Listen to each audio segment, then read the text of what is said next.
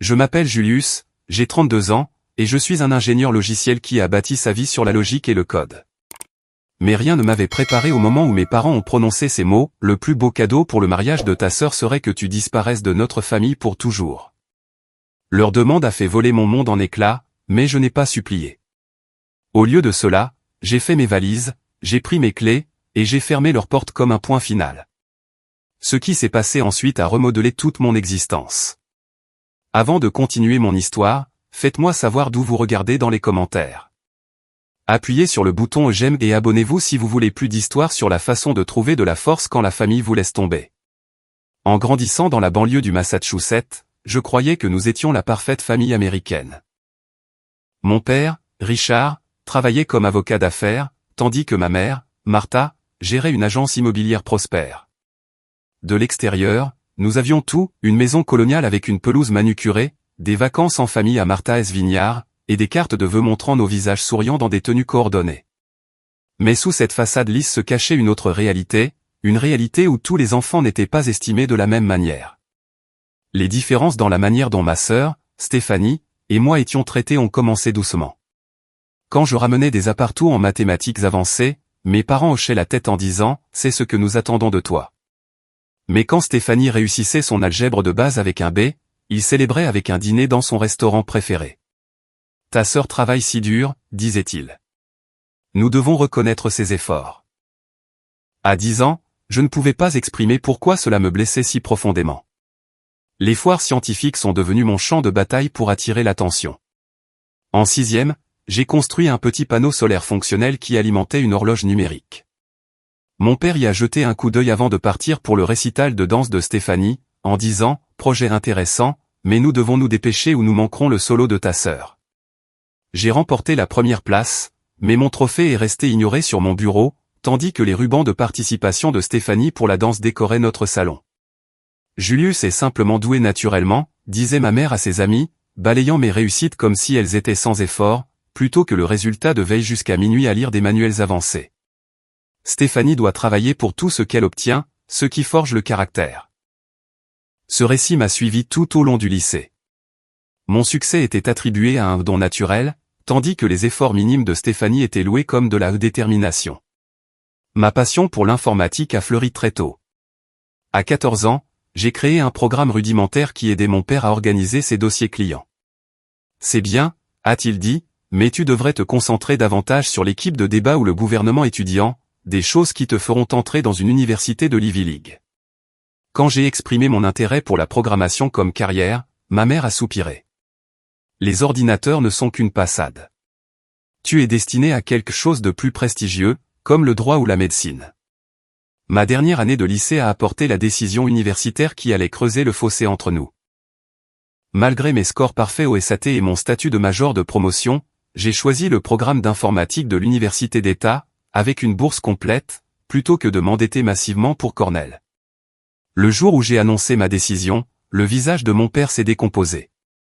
Nous t'avons donné tous les avantages, a-t-il dit. Et c'est ainsi que tu nous rembourses? En manquant d'ambition?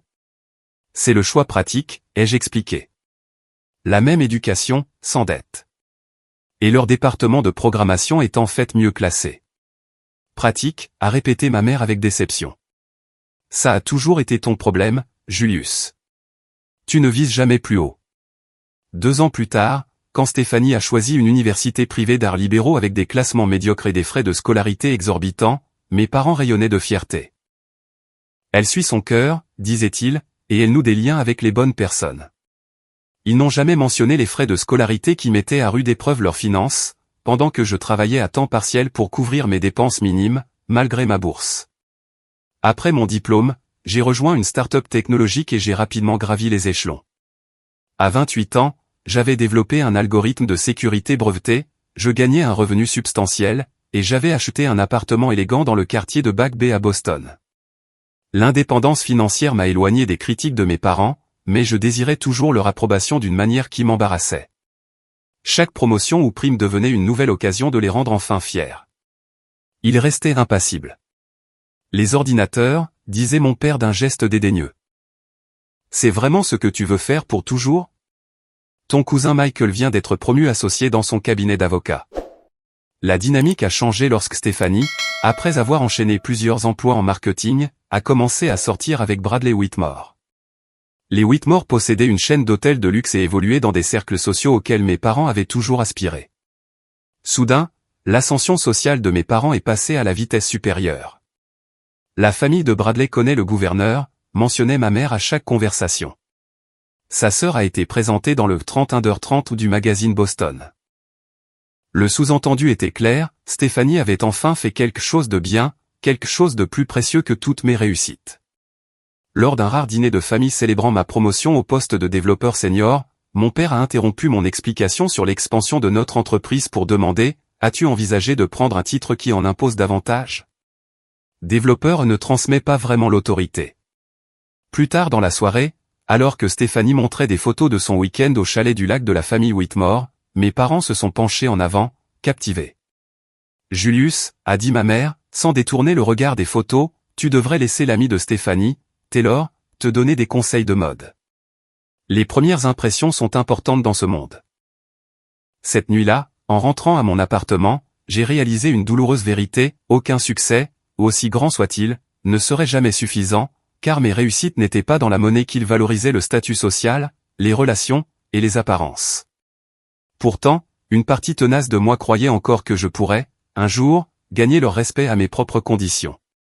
Je n'avais aucune idée à quel point cet espoir serait complètement anéanti, ni à quel point ce serait bientôt. L'annonce des fiançailles a eu lieu lors d'un dîner somptueux au restaurant Milano, le genre d'endroit où les menus n'indiquent pas les prix et où les serveurs parlent à voix basse. Mes parents avaient insisté de manière mystérieuse sur ma présence, m'appelant 3 fois pour confirmer que je prendrais congé. C'est une occasion familiale spéciale, a souligné ma mère. Ta présence est non négociable. Je suis arrivé pour trouver toute la famille élargie de Bradley présente, parents, grands-parents, frères et sœurs, et même un oncle venu de Londres.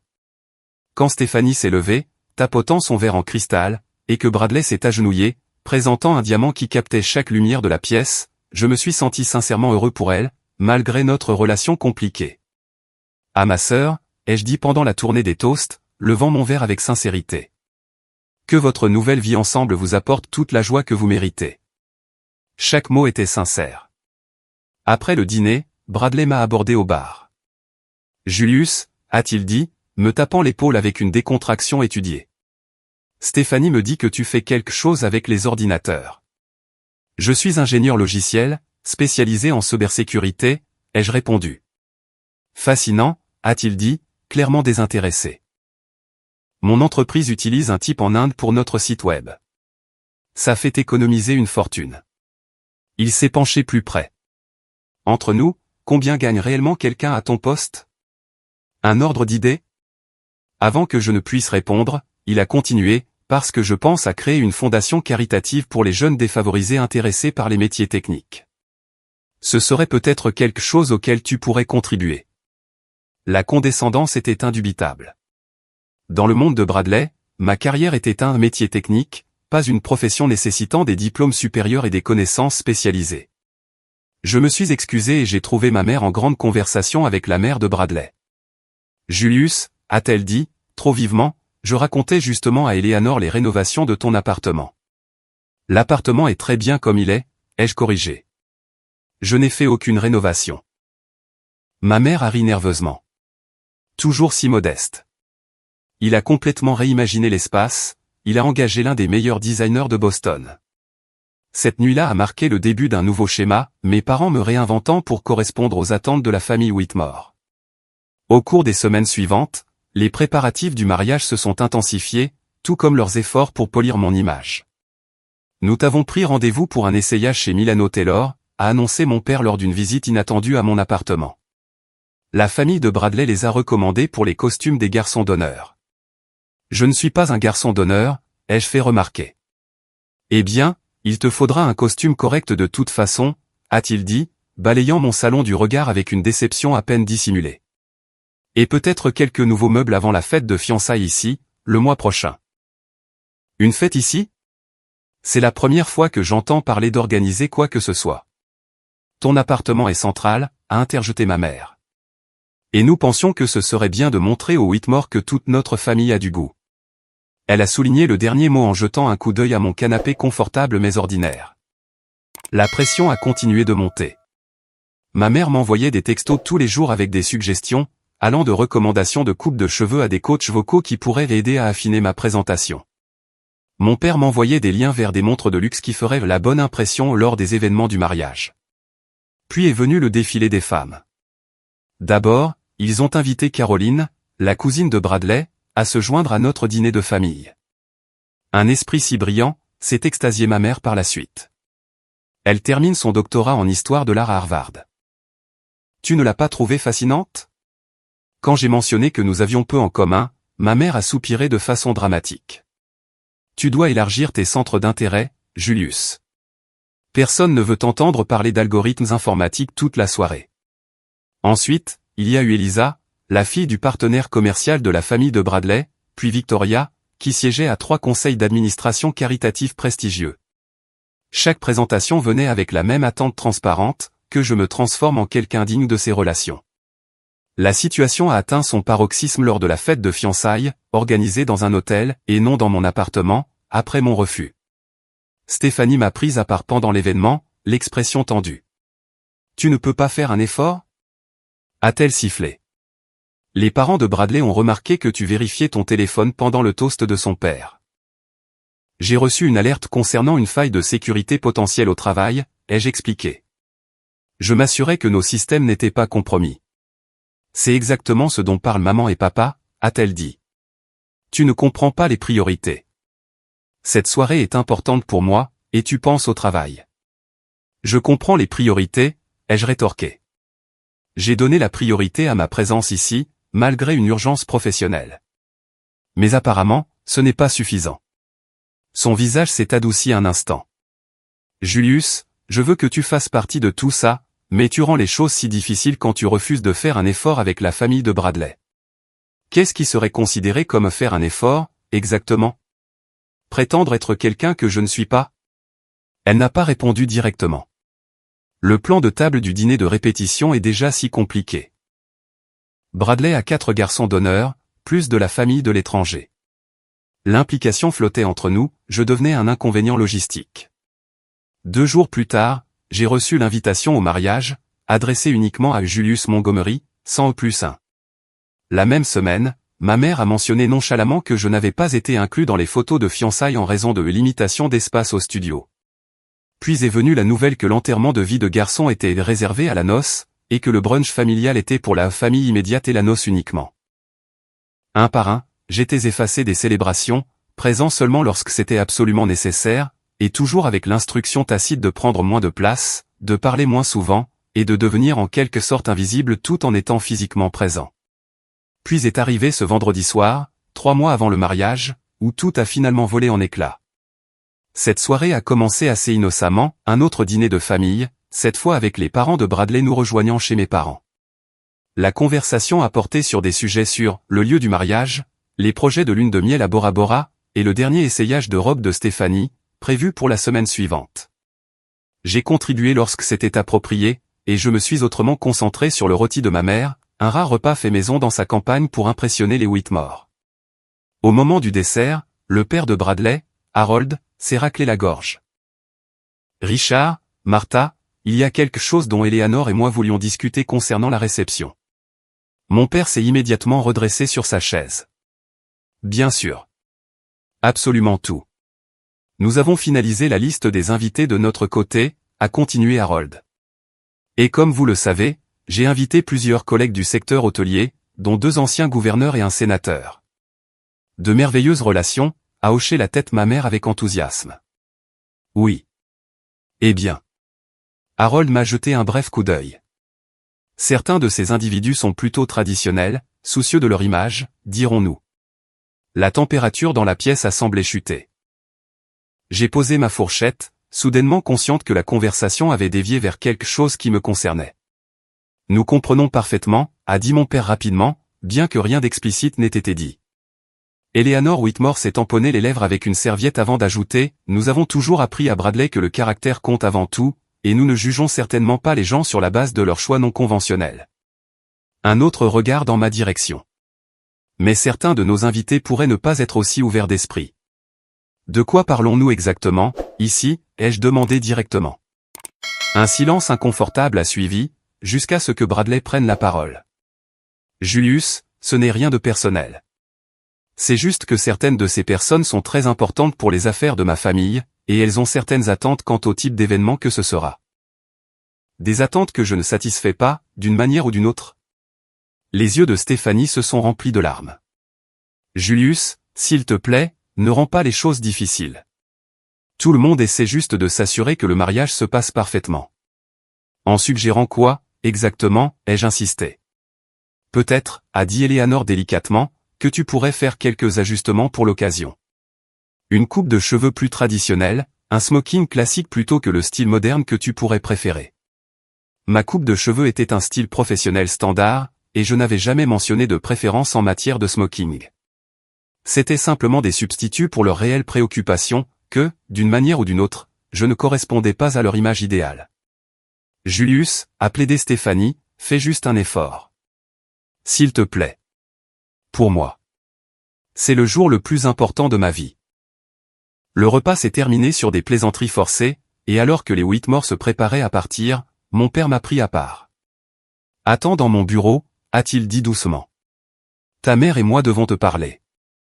20 minutes plus tard, après avoir accompagné la famille de Bradley, mes parents sont entrés dans le bureau lambrissé où j'avais passé d'innombrables heures d'enfance à regarder mon père travailler, en espérant des bribes de son attention.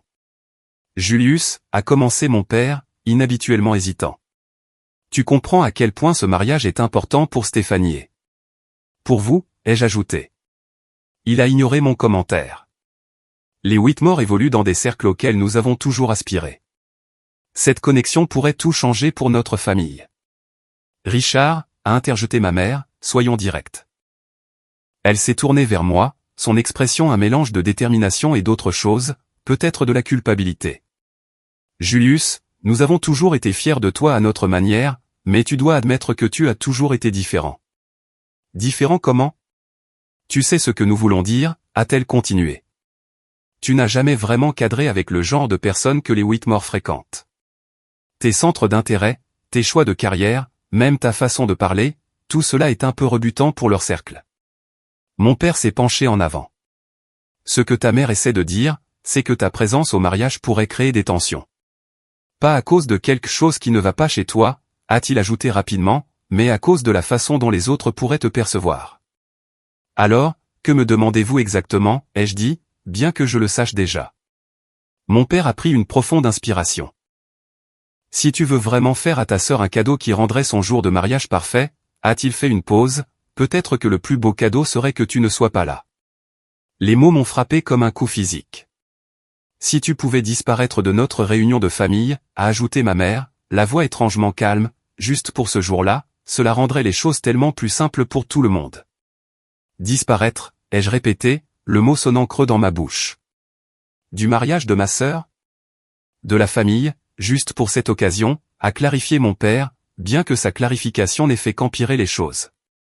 Et si je refuse? Ma mère a soupiré.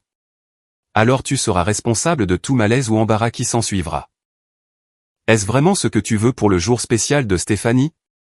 À ce moment-là, avec une clarté parfaite, j'ai compris que rien de ce que j'avais jamais fait, aucune réussite académique, aucun succès professionnel, aucune croissance personnelle ne me rendrait jamais vraiment acceptable à leurs yeux. La prise de conscience a été à la fois dévastatrice et étrangement libératrice. Je vois, fut tout ce que j'ai dit, en me levant de ma chaise. Julius, a appelé mon père alors que j'atteignais la porte, sois raisonnable. Ce n'est pas pour toujours, juste. Juste pour toujours, ai-je terminé à sa place. C'est ce que vous demandez vraiment. Parce que si je ne suis pas le bienvenu à l'événement familial le plus important, alors je ne fais pas vraiment partie de la famille du tout. J'ai conduit jusqu'à la maison en silence. Pas de musique, pas d'appel téléphonique, juste le son des pneus sur l'asphalte et ma propre respiration. Mon appartement, habituellement un sanctuaire, me semblait soudainement étranger, un espace rempli de souvenirs de la recherche d'une approbation qui ne viendrait jamais. Je n'ai pas pleuré. Je n'ai pas appelé d'amis pour me défouler. Au lieu de cela, je suis resté assis sur mon balcon jusqu'au lever du soleil, regardant les lumières de la ville et prenant la décision la plus importante de ma vie. Au matin, je savais exactement ce que je devais faire. Si disparaître était le plus beau cadeau que je pouvais offrir, alors je l'offrirais complètement, entièrement, et à mes propres conditions. Le plan s'est formé avec une clarté inattendue alors que je regardais le lever du soleil depuis mon balcon. Si ma famille voulait que je disparaisse, je leur obéirais, mais pas à la demi-mesure à laquelle ils s'attendaient. Non, ce serait une rupture complète, une coupure nette qui ne laisserait aucun doute sur qui avait fait le choix et ce que cela signifiait. D'abord, les questions pratiques. J'ai ouvert mon ordinateur portable et je me suis connecté au compte d'investissement familial que mes parents avaient créé des années auparavant. Initialement destiné à nous trois, mes parents, Stéphanie et moi, il avait considérablement augmenté grâce à mes contributions, en particulier après la vente de mon brevet d'algorithme de sécurité. Bien que nous y ayons tout accès, j'en étais le principal gestionnaire, car mon expertise financière dépassait la leur. Le solde du compte s'élevait à un peu plus de 400 000 €. J'ai soigneusement transféré mes contributions documentées 326 000 € plus les intérêts courus sur mon compte personnel. Le solde restant, y compris tous les investissements de mes parents, je les laissais intacts. Il ne s'agissait pas de prendre ce qui ne m'appartenait pas, il s'agissait de récupérer ce qui était à moi. Ensuite, j'ai appelé mon agent immobilier, Maria. « Julius, quelle surprise de t'entendre un samedi matin », a-t-elle dit joyeusement. « Je vends mon appartement. » Immédiatement, lui ai-je dit. « J'accepterai la première offre raisonnable. »« Tout va bien ?» a-t-elle demandé, l'inquiétude évidente dans sa voix. « Ça ira » ai-je répondu. « À quelle vitesse pouvons-nous le mettre en vente ?» L'appartement que mes parents avaient utilisé comme vitrine, amenant des amis sans préavis et organisant de petites réceptions chaque fois qu'ils visitaient Boston, appartiendrait bientôt à quelqu'un d'autre. L'espace qu'ils avaient simultanément critiqué, un vrai studio de célibataires, et dont ils s'étaient vantés, dans l'un des quartiers les plus prestigieux de Boston, cesserait d'être leur accessoire social. Le lundi matin, l'appartement était en vente. Le mercredi, j'avais 3 offres. Le vendredi, j'en ai accepté une légèrement supérieure au prix demandé, avec une clôture dans 30 jours. La rapidité de la transaction correspondait à la clarté que je ressentais à propos de ma décision. Pendant ce mois, j'ai méthodiquement déconnecté chaque fil qui me liait au réseau de ma famille. Je me suis retiré comme bénéficiaire des polices d'assurance vie de mes parents. J'ai officiellement démissionné de mon poste symbolique au conseil d'administration de la fondation caritative de mon père. J'ai transféré mes actions avec droit de vote de l'agence immobilière de ma mère à son nom. Chaque lien rompu me semblait comme enlever un poids que je n'avais pas réalisé que je portais. Chaque signature sur des documents juridiques me semblait comme récupérer un morceau de moi-même. La tâche la plus difficile a été de trier mes affaires. L'appartement qui avait semblé si minimaliste a soudainement révélé ses attaches cachées, des livres que mon père m'avait donnés avec des dédicaces qui, autrefois, semblaient significatives, mais qui se révélaient maintenant performatives, des photos de famille où mon sourire n'atteignait jamais tout à fait mes yeux, des cadeaux de Noël qui reflétaient ce qu'il souhaitait que je sois, plutôt que ce que j'étais réellement. Je n'ai emballé que ce qui comptait vraiment, mon matériel informatique, des vêtements que j'avais choisis pour moi-même plutôt que pour plaire aux autres, des livres qui avaient façonné ma pensée, et une petite boîte de souvenirs authentiques, mon gland de remise de diplôme, un galet d'une randonnée solitaire dans le New Hampshire, une carte d'anniversaire de Marcus qui disait simplement « Fier de te connaître ». Le reste, je l'ai donné ou vendu, me débarrassant des couches d'une vie construite autour de la recherche d'une approbation qui ne viendrait jamais. Lors de ma dernière visite de l'appartement vide, mes pas résonnaient sur le parquet. La lumière du soleil entrait à flot par les fenêtres nues, illuminant des murs désormais dépouillés d'œuvres d'art et de souvenirs. Cet espace, qui avait été témoin de mes tentatives de construire une vie indépendante tout en orbitant autour des attentes de ma famille, se tenait maintenant vide, une page blanche pour l'histoire de quelqu'un d'autre. Je me suis tenu une dernière fois dans l'entrée, les clés lourdes dans ma main. Le symbolisme ne m'a pas échappé. Ces clés avaient représenté la réussite, la stabilité et l'âge adulte. Maintenant, elles représentaient autre chose, l'incarnation physique de liens que je choisissais de rompre. Au bureau du gestionnaire immobilier, je les ai remises avec un étrange sentiment de cérémonie. Lorsque la porte s'est refermée derrière moi, j'ai eu l'impression d'un point final, le point à la fin d'un chapitre dont je n'avais pas réalisé qu'il devait se terminer. Cet après-midi-là, j'ai envoyé un bref email formel à mes parents, comme demandé, je n'assisterai pas au mariage de Stéphanie. Pour m'assurer que ma disparition est complète et ne cause aucune complication supplémentaire, j'ai pris des mesures pour me retirer des enchevêtrements financiers familiaux. Mon appartement a été vendu. Veuillez adresser toute communication nécessaire à mon avocat, dont les coordonnées sont jointes. Je souhaite à Stéphanie tout le bonheur dans son mariage. Julius, je m'attendais à une protestation immédiate, à des appels téléphoniques en colère, ou à des demandes d'explications. Au lieu de cela, le silence s'est étiré pendant des semaines. Pas d'appel, pas de mail, pas de texto demandant où j'étais allé ou pourquoi j'avais pris des mesures aussi drastiques. Leur silence a confirmé ce que leurs mots avaient suggéré, mon absence était en effet le cadeau qu'ils préféraient. Pendant ces semaines, j'ai systématiquement effacé mon empreinte numérique là où elle était liée à la famille. J'ai supprimé les comptes de réseaux sociaux qu'ils suivaient. J'ai changé mon adresse email et mon numéro de téléphone, ne fournissant les nouvelles coordonnées qu'à ceux en qui j'avais vraiment confiance.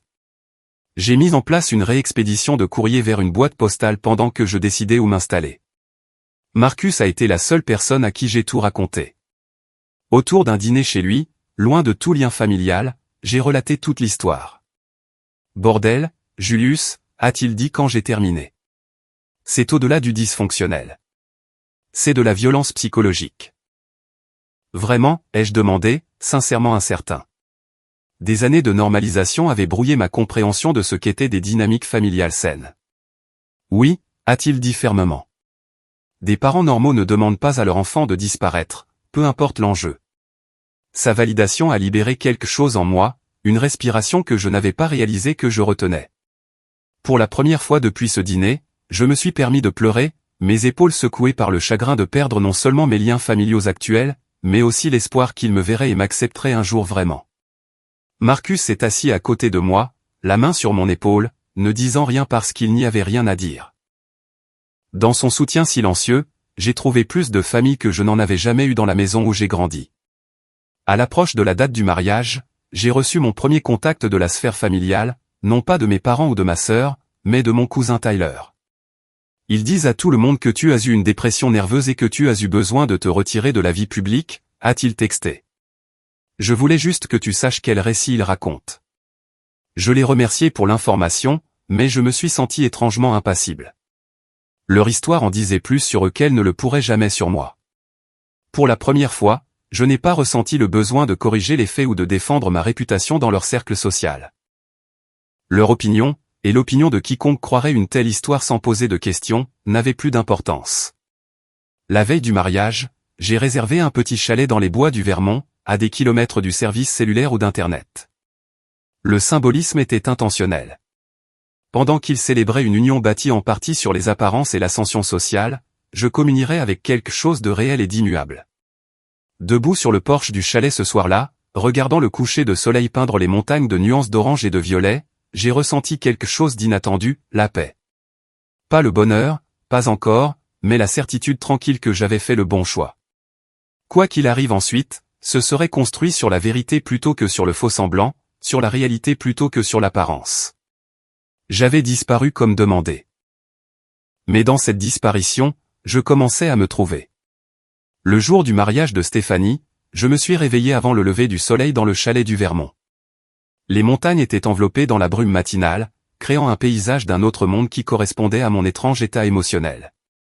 Aujourd'hui, ma sœur allait épouser un membre de la famille que mes parents avaient toujours aspiré à rejoindre, et je serais visiblement absent, un fantôme au festin, présent uniquement dans les explications chuchotées de la raison pour laquelle le frère de la mariée n'était nulle part. J'ai passé la matinée à faire de la randonnée, poussant mon corps sur des sentiers escarpés jusqu'à ce que mes muscles brûlent et que la sueur imbibe ma chemise malgré l'air frais. L'effort physique a empêché mon esprit de trop vagabonder vers des scènes imaginées du mariage, mon père marchant fièrement dans l'allée avec Stéphanie, le sourire larmoyant de ma mère pendant les vœux, la chaise vide à la table familiale que personne ne reconnaîtrait. Dans l'après-midi, j'avais grimpé assez haut pour perdre complètement le service cellulaire. Assis sur un affleurement rocheux surplombant la vallée, j'ai ressenti une étrange sensation de légèreté. Pour la première fois de ma vie, j'étais complètement détaché des attentes, des obligations et des déceptions familiales. La sensation était à la fois terrifiante et exaltante. Alors que le soleil commençait sa descente, je suis retourné au chalet. Juste au moment où j'atteignais la clairière, j'ai vu une voiture familière garée à côté de la mienne. Marcus était venu de Boston. Il se tenait sur le porche, un pack de 6 bières artisanales dans une main et une boîte à pizza dans l'autre. Je me suis dit que tu ne devrais pas être seul aujourd'hui, a-t-il dit simplement. Nous nous sommes assis sur le porche alors que le crépuscule s'installait sur la forêt, buvant de la bière et mangeant de la pizza dans un silence confortable. Finalement, Marcus a parlé. Tu veux savoir ce qui s'est passé, n'est-ce pas? J'ai hésité. Je ne suis pas sûr. Si, tu le veux, a-t-il insisté doucement. Pas parce que tu regrettes ta décision, mais parce que tu as besoin de tourner la page. Il avait raison, bien sûr. La question avait plané aux confins de ma conscience toute la journée. Marcus a pris une longue gorgée de sa bière. J'ai une cousine qui travaille à l'hôtel. Elle m'a envoyé des nouvelles, et je n'ai pas pu m'empêcher de demander. Le chaos, a-t-il dit simplement. Pas la cérémonie elle-même, elle s'est bien déroulée, mais la réception a été une autre histoire. Les gens n'arrêtaient pas de demander où tu étais, les amis du club de lecture de ta mère, les collègues de ton père, même la famille élargie de Bradley qui avait entendu parler du frère tech à succès de Stéphanie. Ton absence était flagrante.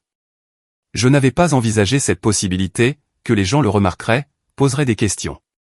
Dans le récit de ma famille, j'avais toujours été périphérique, facilement justifiable. Mais peut-être avais-je existé plus fermement dans la compréhension que les autres avaient de notre famille que dans la mienne. Tes parents n'arrêtaient pas de donner des explications différentes, a continué Marcus. D'abord, c'était une urgence professionnelle, puis une vague maladie, puis un engagement prévu de longue date que tu ne pouvais pas annuler. Les histoires se contredisaient, et les gens l'ont remarqué. Une petite partie blessée de moi s'est sentie vengée par cela. Leur tentative de m'effacer avait créé une absence plus visible que ne l'aurait été ma présence. Le vrai coup de théâtre est venu pendant le toast de Stéphanie, a dit Marcus. Elle avait clairement bu quelques verres de champagne, et soudain, elle parlait de son grand frère qui lui manquait, celui qui lui avait appris à faire du vélo, et à quel point elle aurait souhaité que tu sois là. Elle s'est mise à pleurer, demandant à tes parents pourquoi tu n'étais vraiment pas là. En plein milieu de son toast, devant tout le monde. J'ai grimacé, imaginant la scène. Malgré tout, je n'avais pas voulu gâcher la journée de Stéphanie. La mère de Bradley a pris le micro et a enchaîné en douceur avec son propre toast, a terminé Marcus. Mais le mal était fait. Les gens chuchotaient. Tes parents avaient l'air mortifiés. J'ai digéré cette information, surpris par mes propres sentiments contradictoires. Il y avait une certaine satisfaction sinistre à savoir que leur récit soigneusement construit s'était effondré, mais aussi une culpabilité inattendue face à la nature publique de l'effondrement. Comment sais-tu tout ça? Ai-je demandé. Je te l'ai dit, ma cousine travaille. Non, ai-je interrompu. Comment connais-tu les détails du toast de Stéphanie? Ta cousine n'aurait pas pu entendre ça depuis la cuisine. Marcus a détourné le regard un instant. J'y étais. Quoi? Comment? Bradley m'a invité, a-t-il admis. On était dans la même école préparatoire, tu te souviens? Quand il a découvert que j'étais ton meilleur ami, il m'a appelé et m'a demandé de venir. Je pense qu'il essayait d'avoir quelqu'un là-bas pour toi, en quelque sorte. Cette révélation m'a stupéfié. Bradley, que j'avais rejeté comme un autre mondain obsédé par le statut, avait montré plus de considération pour mes sentiments que mes propres parents. Est-ce qu'ils t'ont vu là-bas? Tes parents? Oh, oui, a gloussé Marcus. Ton père a failli s'étouffer avec son champagne. Ta mère a essayé de me coincer pendant le cocktail pour me soutirer des informations sur où tu étais. J'ai fait l'idiot. Nous sommes retombés dans le silence, regardant les étoiles apparaître une par une dans le ciel qui s'assombrissait. Le mariage devait être terminé maintenant. Stéphanie et Bradley devaient être en train de danser, de couper le gâteau, de se préparer à partir pour leur lune de miel. Mes parents devaient être en train de réseauter avec les relations de la famille de Bradley, peut-être déjà en train de transformer le moment de ma sœur en leur propre opportunité d'ascension sociale. Et j'étais là, sous le vaste ciel du Vermont, sentant les premières vrilles fragiles de la liberté prendre racine. Et maintenant, a demandé Marcus finalement. Maintenant, ai-je dit, je construis quelque chose de nouveau. Les semaines qui ont suivi le mariage se sont écoulées dans un calme étrange et suspendu. Je suis resté dans le Vermont, prolongeant ma location de chalet de mois en mois pendant que je réfléchissais à mes prochaines étapes. Le produit de la vente de mon appartement m'a donné une marge de manœuvre financière, et mon entreprise a accepté de me laisser travailler à distance temporairement. Puis, 17 jours après le mariage, le silence s'est rompu. Mon téléphone, le nouveau numéro que seule une poignée de personnes avaient, s'est allumé avec un texto de Tyler: « Attention, le barrage a cédé. Attends-toi à être contacté. » En quelques heures, ma boîte de réception a été inondée. D'abord, tante Patricia: « Julius, quel que soit le désaccord que tu as avec tes parents, manquer le mariage de ta seule sœur est impardonnable. » Puis l'oncle Henri: « Ton comportement a jeté la honte sur toute la famille. Tes parents méritent mieux. » Cousins, amis de la famille, même la camarade de chambre de ma mère à l'université, tous exprimant leur choc et leur déception face à ma décision égoïste et immature. Aucun d'entre eux ne savait ce qui s'était réellement passé. Aucun d'entre eux n'avait pris la peine de demander. Le lendemain, le premier contact direct est arrivé, un email de mon père. « Julius, ta disparition théâtrale a eu l'effet escompté, un embarras maximal pour ta mère et moi. Si ton intention était de nous punir pour avoir suggéré un accommodement mineur pour le jour spécial de ta sœur, tu as réussi au-delà de toute mesure. Les Whitmore ont été compréhensifs, mais nous ne nous remettrons peut-être jamais des dommages causés à d'autres relations importantes. Tu es allé beaucoup trop loin.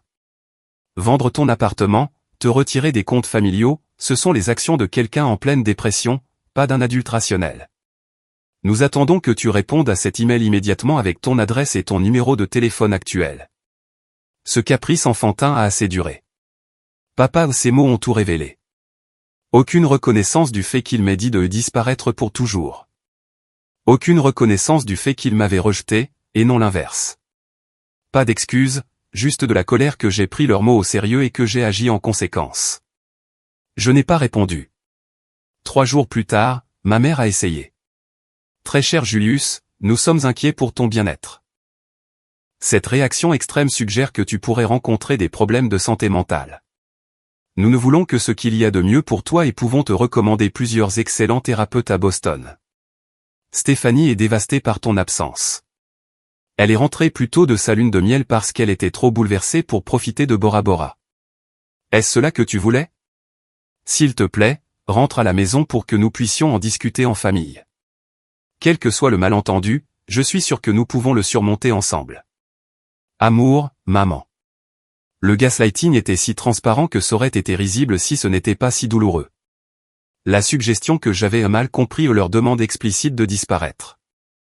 L'implication que ma réaction indiquait une instabilité mentale plutôt qu'un respect de soi. La manipulation émotionnelle concernant Stéphanie. Tout cela était si familier. Je n'ai pas répondu à cet email non plus. Finalement, Stéphanie elle-même a pris contact. « Julius, je ne comprends pas ce qui se passe. Maman et papa ne veulent pas me donner de réponse claire sur la raison pour laquelle tu as manqué mon mariage. Ils n'arrêtent pas de dire que tu traverses quelque chose, mais sans donner de détails. Quoi qu'ils aient fait ou dit, je suis désolé. Je sais comment ils peuvent être. Mais mon frère me manque. S'il te plaît, parle-moi. Steph. » Son message m'a fait réfléchir. Il y avait une confusion sincère là-dedans, suggérant que nos parents ne lui avaient pas parlé de notre conversation de cette nuit-là. Peut-être qu'elle ne savait vraiment pas ce qui s'était passé. Après mûre réflexion, j'ai envoyé une brève réponse: « Stéphanie, demande-leur ce qu'ils m'ont dit être le plus beau cadeau que je pouvais te faire pour ton mariage. Demande-leur directement et insiste pour une réponse honnête. Je suis content que tu aies trouvé le bonheur avec Bradley. Julius. » Je n'ai plus eu de ces nouvelles pendant 2 mois. Pendant ce temps, par l'intermédiaire de Tyler, j'ai appris le drame familial en cours. Les Whitmore, loin d'être compréhensifs à propos de mon absence, avaient été profondément mal à l'aise face aux explications contradictoires. Le père de Bradley avait directement demandé au mien s'il y avait des problèmes de santé mentale dans la famille dont il devrait être au courant. Les tentatives de mes parents de s'intégrer dans le cercle social des Whitmore avaient échoué, plusieurs invitations ne se matérialisant mystérieusement pas. Plus surprenant encore, Stéphanie avait apparemment commencé à défier nos parents d'une manière qu'elle n'avait jamais faite auparavant. Selon Tyler, elle les avait confrontés lors d'un dîner de famille, exigeant de savoir exactement ce qu'ils m'avaient dit. Quand ils ont minimisé leurs paroles, elle est partie, la première fois qu'elle les avait ouvertement défiés. Alors que l'été laissait place à l'automne, j'ai pris ma décision. J'ai accepté une offre d'emploi d'une entreprise technologique à Seattle, aussi loin de Boston que je pouvais raisonnablement aller tout en restant aux États-Unis contigus. J'ai trouvé un appartement dans un gratte-ciel du centre-ville, avec des baies vitrées et une vue sur le Puget Sound. J'ai commencé à construire une vie complètement détachée des attentes et des limites de ma famille. Et pourtant, l'ombre persistait. Dans les moments de calme, la blessure refaisait surface de manière inattendue, en déballant un livre que mon père m'avait donné et qui s'était accidentellement retrouvé dans mes cartons, en entendant une chanson qui me rappelait les voyages en voiture de mon enfance, ou en voyant une femme qui ressemblait à Stéphanie dans un café. Ces moments se sont raréfiés au fil des mois, mais n'ont jamais complètement disparu.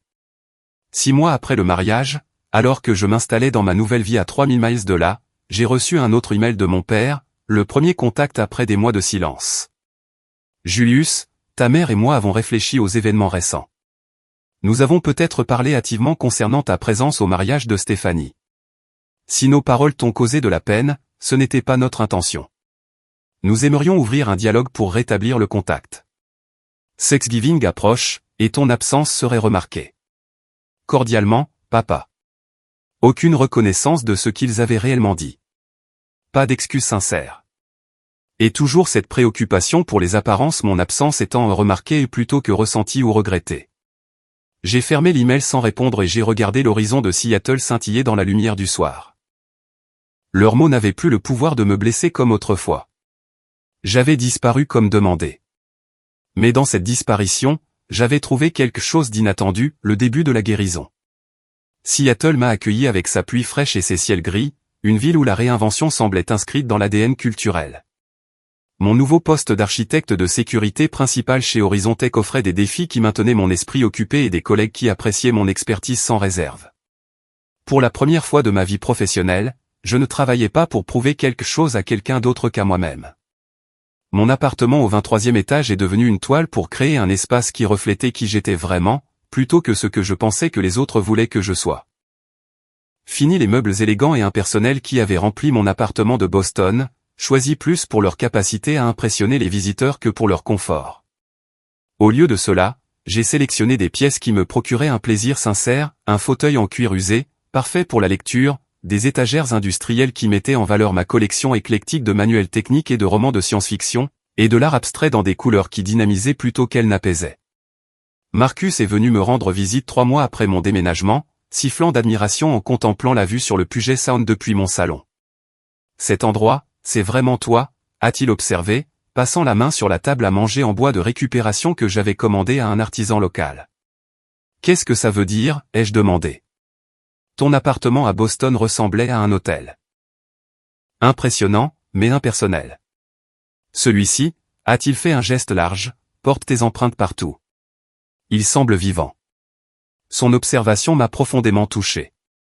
J'avais passé des années à créer des espaces et une vie conçue pour obtenir l'approbation plutôt que pour refléter l'authenticité. Pas étonnant que rien ne m'ait jamais semblé tout à fait juste. La visite de Marcus a cimenté son rôle de frère que j'avais choisi, plutôt que celui avec lequel j'étais né. Pendant sa semaine à Seattle, nous avons fait de la randonnée sur le mont Rainier, exploré le marché de Pike Place et passé des soirées à discuter sur mon balcon, autour de bières artisanales locales. Il avait quitté un poste à succès dans une société financière de Boston pour me suivre vers l'ouest, acceptant un rôle comparable dans une entreprise de Seattle. Boston devenait ennuyeux de toute façon, a-t-il dit quand j'ai exprimé ma culpabilité à propos de son déménagement. Certaines amitiés valent la peine d'être suivies à travers le pays. Grâce à Marcus, j'ai rencontré Rachel, une photographe indépendante qui capturait le paysage urbain de Seattle avec un œil qui trouvait la beauté dans des endroits inattendus.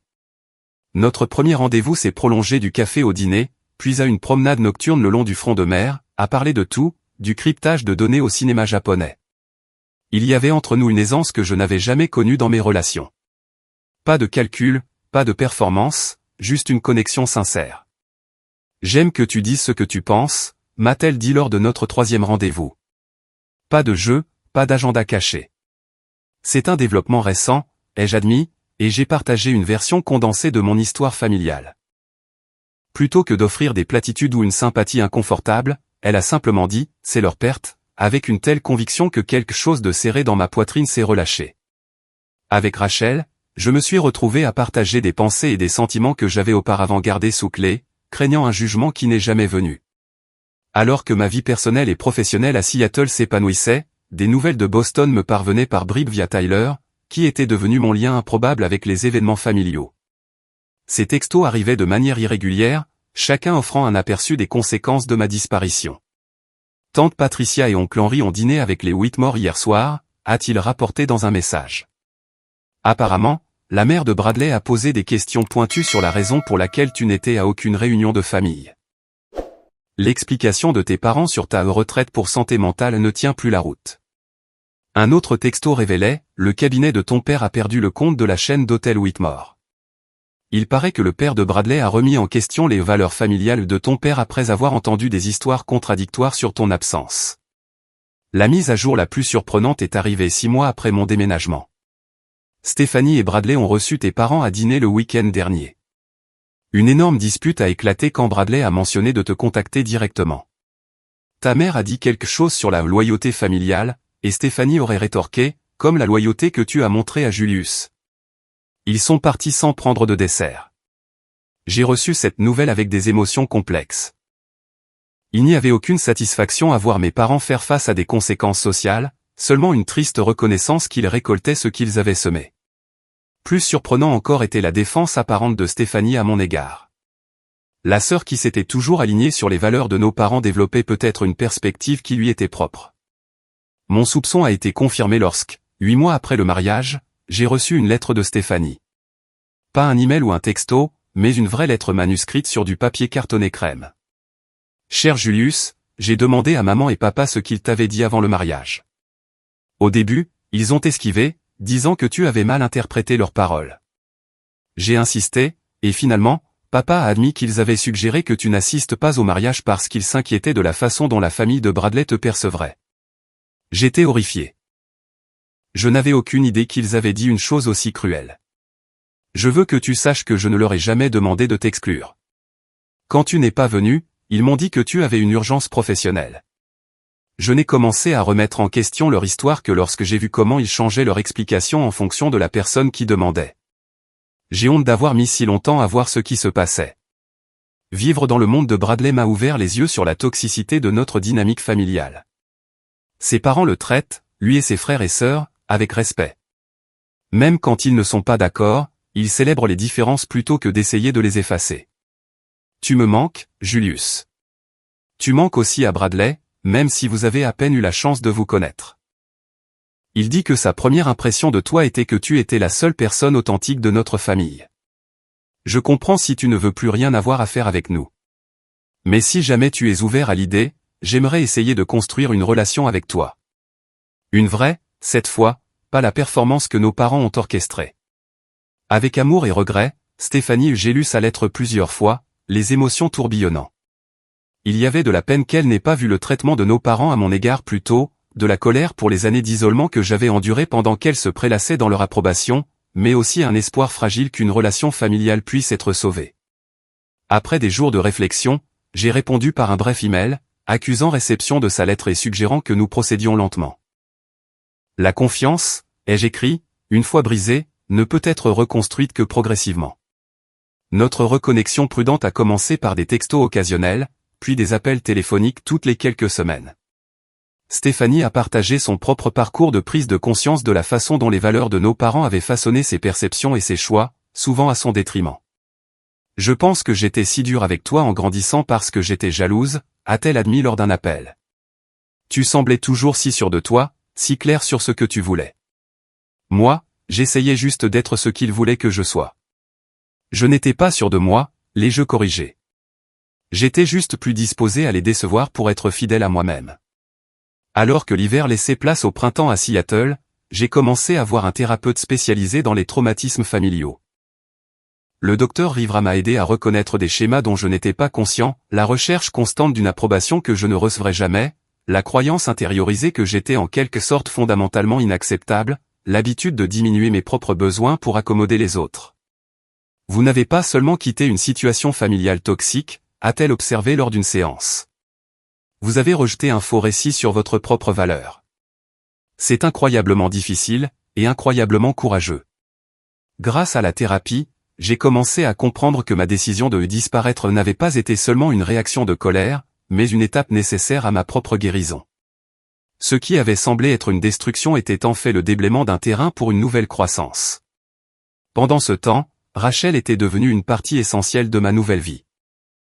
Contrairement aux relations précédentes où j'avais soigneusement organisé ma présentation pour être ce que je pensais qu'un partenaire voulait, avec Rachel, j'étais simplement moi. Elle a emménagé dans mon appartement 10 mois après notre rencontre, ajoutant ses livres de photographie à mes étagères et sa collection d'appareils photo vintage aux étagères de mon bureau. Je n'aurais jamais pensé vivre au 23e étage, a-t-elle plaisanté en déballant. Mais je te suivrai jusqu'à la lune si c'est là que tu décidais de t'installer. La certitude décontractée de son affection me surprenait encore parfois, la façon dont elle me trouvait digne d'amour sans condition ni qualification. À l'approche du premier anniversaire de mon départ de Boston, j'ai reçu une autre communication inattendue, une vraie lettre manuscrite de mon père, le poids formel de son papier à lettres et de son encre de stylo plume contrastant vivement avec le contenu étonnamment vulnérable. Cher Julius, un homme atteint un certain âge et commence à évaluer l'œuvre de sa vie. J'ai toujours tiré une grande fierté de mes accomplissements professionnels, du respect de mes collègues, de l'héritage que j'ai bâti dans le monde juridique.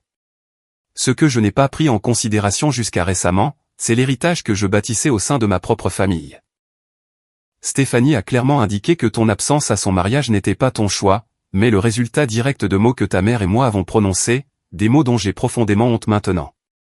Il n'y a aucune excuse pour dire à son enfant que sa disparition serait un cadeau. Aucune. Je pourrais tenter d'expliquer la pression que nous ressentions de la part des Whitmore, les aspirations sociales que nous avions fondées sur cette connexion, mais toute explication ne ferait qu'aggraver la faute. J'ai échoué en tant que père.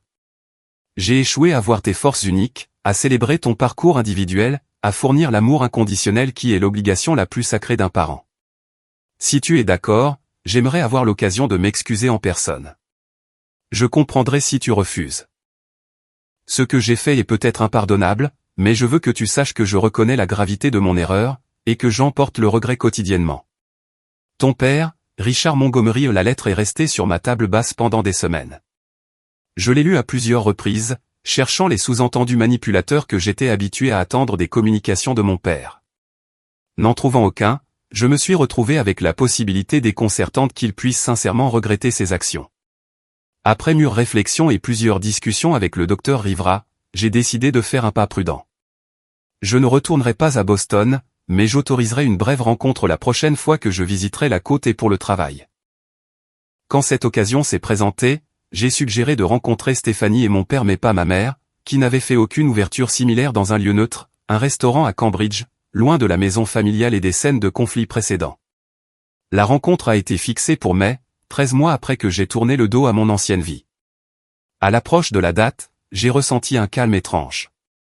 Quoi qu'il arrive, je n'étais plus la même personne qui avait désespérément cherché l'approbation de gens peu disposés à la donner.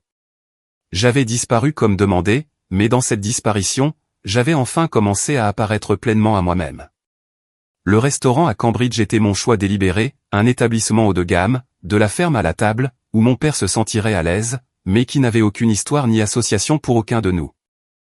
Je suis arrivé en avance, choisissant une table d'angle qui offrait de l'intimité sans isolement. Le maître d'hôtel m'a conduit à ma place avec un signe de tête respectueux, et j'ai commandé de l'eau pétillante en attendant, étrangement calme malgré l'ampleur de la rencontre à venir.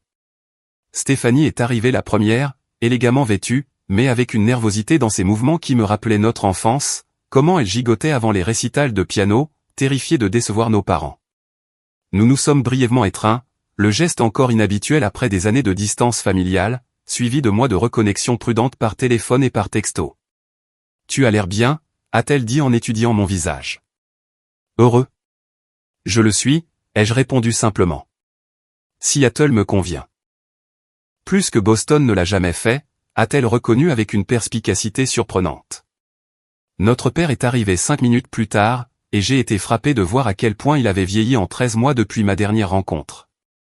Ses cheveux étaient devenus complètement gris, et de nouvelles rides marquaient son visage. Il s'est approché de notre table avec une hésitation inhabituelle, la démarche assurée de l'avocat à succès, nulle part en vue. « Julius », a-t-il dit, la voix légèrement cassée. « Merci d'avoir accepté. » Nous nous sommes installés dans une conversation maladroite sur des sujets neutres, la réputation du restaurant, le printemps anormalement chaud, mon vol depuis Seattle. L'échange superficiel a continué pendant l'entrée, aucun de nous n'étant tout à fait prêt à aborder le sujet principal. Finalement, alors que nos plats principaux arrivaient, mon père a posé sa fourchette et a pris une profonde inspiration. « Je te dois des excuses », a-t-il dit, la voix stable mais contenue. Ce que ta mère et moi t'avons dit avant le mariage de Stéphanie était impardonnable. Nous avons donné la priorité aux apparences sociales plutôt qu'à notre propre fils. Il n'y a aucune justification pour cela, et je n'essaierai pas d'en offrir une. La franchise de sa reconnaissance m'a surpris. Je m'attendais à des équivoques, peut-être une tentative de minimiser ou de recadrer leurs paroles. Au lieu de cela, il a continué avec une honnêteté sans faille. Nous avions tort sur tant de choses, Julius. Tort de valoriser l'approbation des Whitmore plus que ta présence. Tort de traiter tes réussites comme étant en quelque sorte inférieures à un succès de conventionnel.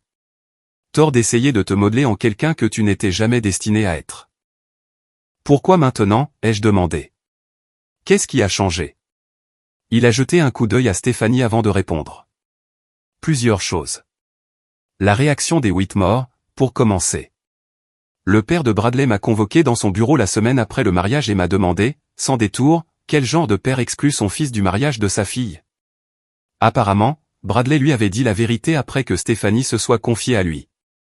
Il n'aurait pas dû falloir un jugement extérieur pour que tu reconnaisses que tes actions étaient mauvaises, ai-je noté.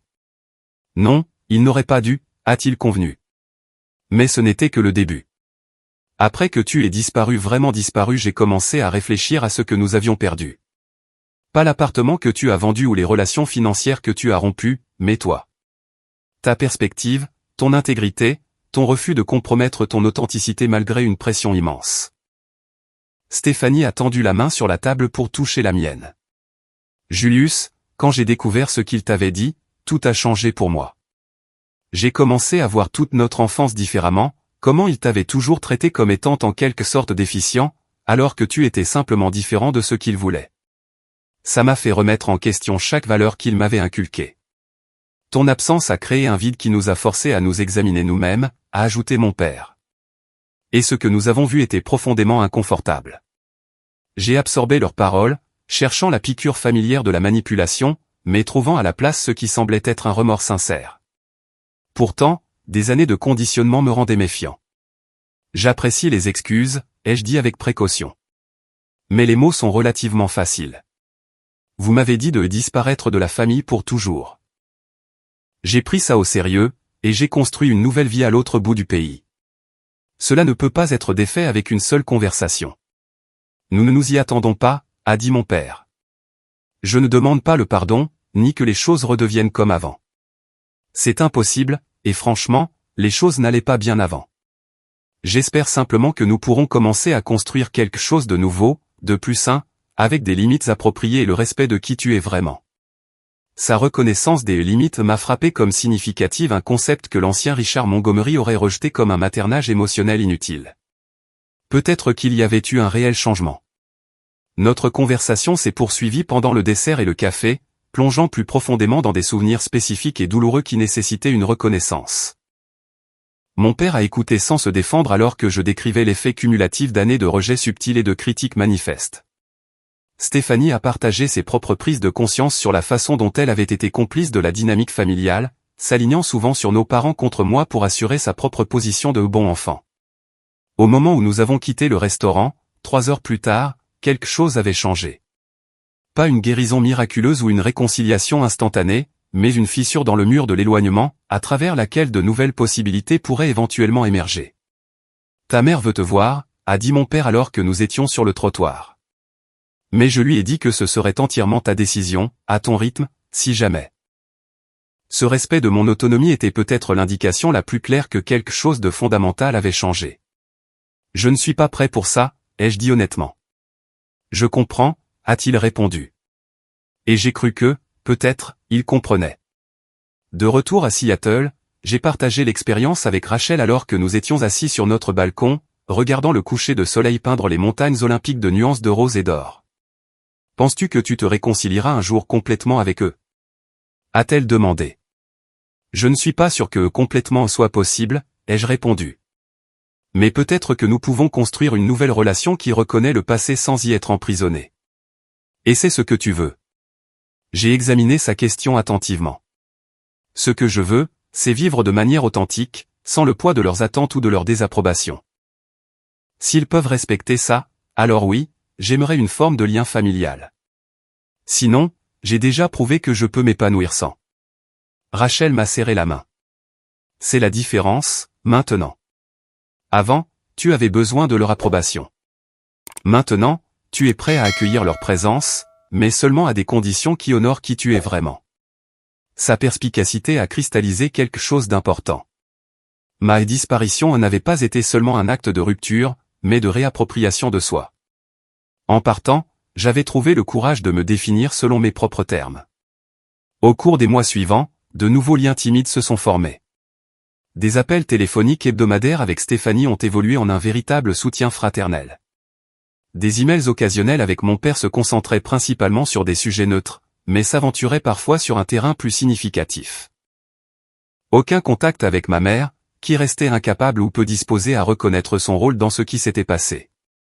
6 mois après notre rencontre à Cambridge, Stéphanie et Bradley ont visité Seattle. Leur montrer ma nouvelle vie, mon appartement avec ses vues spectaculaires, mon bureau chez Horizon Tech où j'étais maintenant un cadre supérieur respecté, les lieux locaux où j'étais connu par mon nom m'a donné l'impression de boucler une boucle. Ils ont rencontré Rachel, et nous 4 avons passé un week-end à explorer la ville et la beauté naturelle environnante. Le dernier soir, alors que nous partagions une bouteille de vin de Washington sur mon balcon, Bradley a dit quelque chose qui m'a profondément marqué. Tu sais, quand j'ai rencontré ta famille pour la première fois, je pensais que tu étais l'intrus. Maintenant, je réalise que tu as juste été le premier assez courageux pour te libérer d'un schéma toxique. Stéphanie a suivi ton exemple, à sa manière. Ma sœur a hoché la tête. C'est vrai. Te voir te choisir toi-même ton moi authentique plutôt que leur approbation m'a donné la permission de tout remettre en question. J'y travaille encore, mais je deviens meilleur à reconnaître quand je fais des choix pour leur plaire, par rapport aux choix qui correspondent à mes propres valeurs. Cette nuit-là, après leur départ pour leur hôtel, Rachel m'a trouvé en train de regarder de vieilles photos de famille que j'avais gardées dans une boîte mais que je regardais rarement. Des doutes ? A-t-elle demandé doucement. Non, ai-je dit. J'apprécie juste le voyage. Il y a 1 an et demi, il m'avait dit que le plus beau cadeau que je pouvais faire était ma disparition. Il n'avait aucune idée qu'en disparaissant de leur récit, j'apparaîtrais enfin pleinement dans ma propre vie. J'ai remis les photos dans leur boîte, non pas en les jetant, mais en les mettant dans leur juste perspective. C'étaient des artefacts d'un passé qui m'avait façonné, mais qui ne me définissait plus.